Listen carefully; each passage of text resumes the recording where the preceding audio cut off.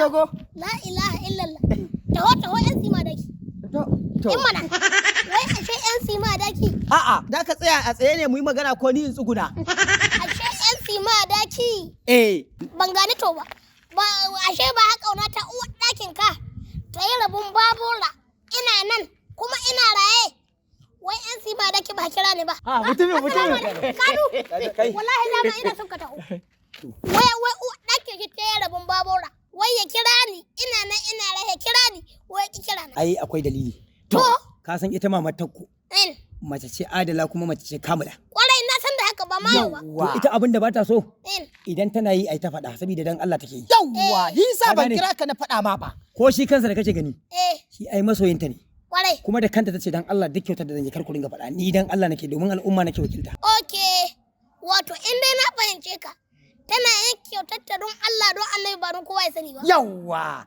Okay. Kenan kuma duk cikin Bauchi bamu da 'yar siyasa kamanta. Gwamnan Bauchi Bala Muhammad ma yana ji da ita. Kai. Wallahi tana zuwa ta yi aiki ta ce shi ne. Ka san shi taimako da Allah ne. Kwarai. Yanzu akwai wanda za ga su kuma Allah ya ba su mulkin. Kwarai. Ba sa raba komai sai likafani. To wasu su kawo makara.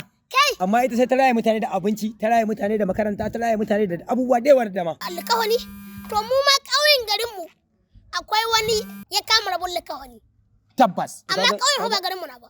Wannan kuma ba zan ƙara zaɓa sa ba. Yau ya bar ku lafiya. Okay ta. Yanzu Malam Dogo. Ina jin ka. Ni ina so a faɗa wa mai girma gwamnan Bauchi.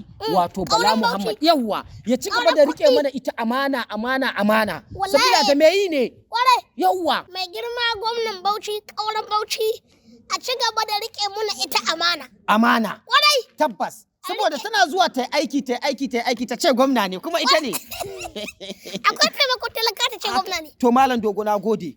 Allah saka da. Ake sai yanzu da sakara dan sona. Yawwa wallahi. Ai ba da ba ina son ka. Okay to. So a in kace da dan karami kenan na zalunci. Zubar shiga Malam Dogo.